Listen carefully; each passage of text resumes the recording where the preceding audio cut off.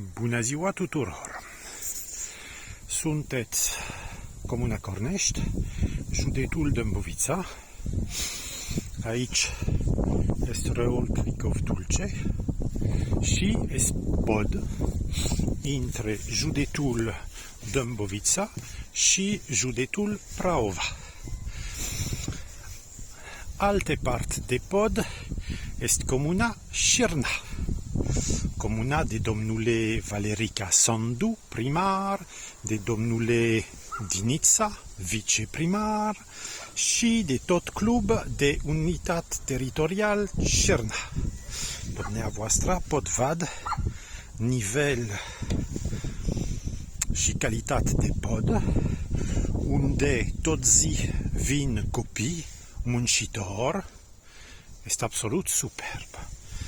Pot vad nivel de poluție de râul Cricov Dulce, este absolut fenomenal. Tot zi, dumneavoastră, aveți popor care prind riscă, tot zi, pentru muncești, când plouă, ninge, este absolut genial. Vad. Și aici este part un pic rezistent, un pic probabil că s-a se rupt repede. Deja aici e sudez și aici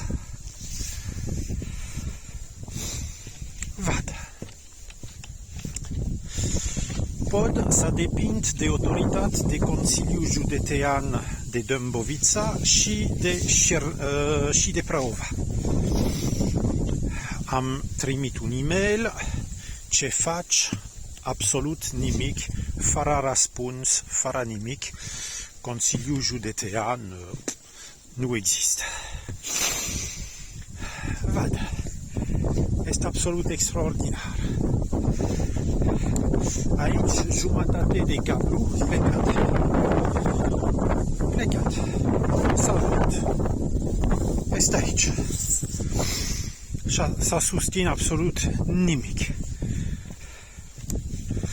Și tot zi aveți copii, aveți femei, bărbat, că vin aici, că utilizat pod. E super bine întreținut. Este un calitate 100% politician român. Comuna Șerna, aici sunt în zona de Comuna Șerna, este un comuna PNL cu opoziție USR Plus și un băiat de PSD și ce faci? Mare proiect pentru sala de sport, pentru tot organizație foarte curios că s-a cost mult cantitate de bani pentru nimic. Dar refac un pod, trimit un dosar, lupt pentru un calitate de viață bun pentru popor de Comuna Șerna. Nimic, absolut nimic. O zi bună!